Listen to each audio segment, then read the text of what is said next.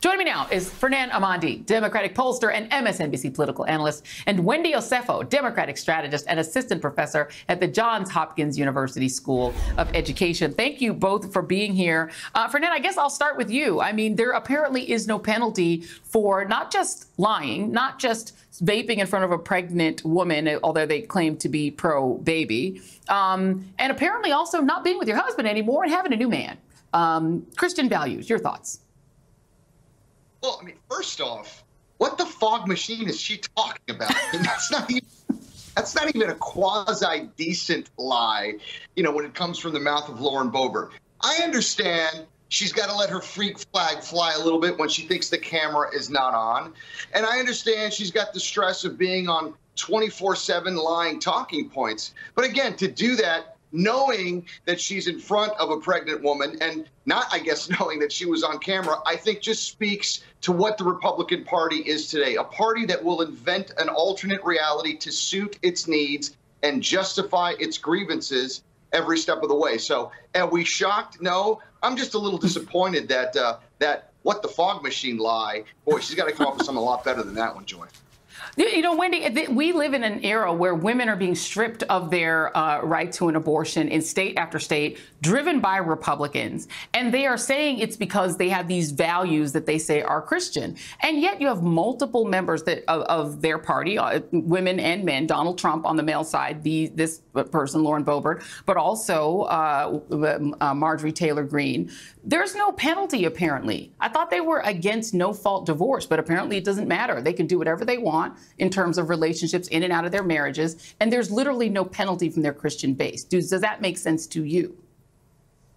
It makes absolutely no sense. And it's very clear, as the kids will say, she was caught in 4K. You know, like when you are caught on camera doing something and then your team still goes on and denies it, I think it's quite laughable. And it seems as though the Republican Party only cares about values when their feet are in Capitol Hill. But it's not about values when you are doing the, you know, responsibilities of your job. It's about values that when you are at home, when you are outside of the camera, what do you stand for? And then on top of that, after everything transpired, she went on her social media decided to taunt people by letting them know that, you know, let me know what happened at the end of the Beetlejuice show because I wasn't able to catch it. So it seems like she didn't even have any level of remorse because even when she was caught with her hand, let's say in the proverbial cookie jar, she still decided to double down and let people think that it was laughable. And I think that this is paramount to what the Republican Party stands for. They want to bestow upon people what they think are the right values. They want to bestow upon people what they think is the right conduct and behavior. But when it comes to their own self,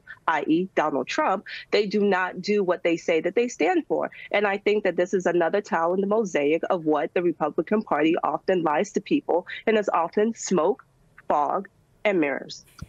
Yeah, I mean, we got to look at the taste level of some of these voters on the Republican side. You got to want someone more dignified than Lauren Boebert. I think you should want more for yourself. Let me go back to you, Fernand, and let's talk about Florida. You know, we got to talk about your state, my former state.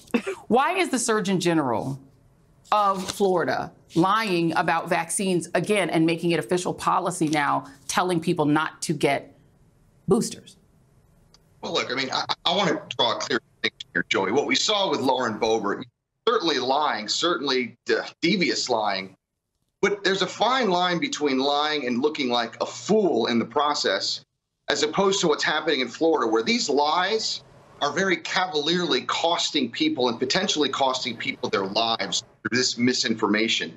I know for a fact there are people that have died in the state of Florida believing the COVID misinformation on not taking vaccines. We had a whole host of Republican MAGA types on Spanish language television here talk specifically about how the virus was going to give, how the vaccine would give you cancer. And a lot of people delayed taking it and died as a result of this. So these are life and death lies, Joy, that is even more problematic. Now, why is DeSantis doing this? Of course we know why.